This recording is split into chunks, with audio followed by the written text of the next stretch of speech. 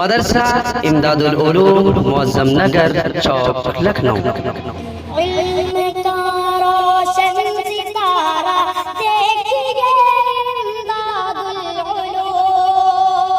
علم کا روشن ستارہ دیکھیے امداد العلوم، فیض کا دلکش منارہ، فیض کا دلکش منارہ دیکھیے امداد العلوم، علم کا روشن ستارہ دیکھیے امداد العلوم، کہ مخزن علم شریعت مرکز تبلیغ دین، مخزن ناظم حافظ محمد اکبر عرفانی، محتمم مولانا ابرار الحق صاحب ثاقبی، ناظم تعلیمات مفتی دلشاد احمد ندوی،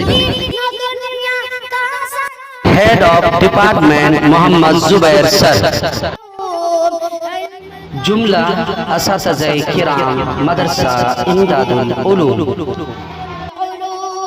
ٹیچرز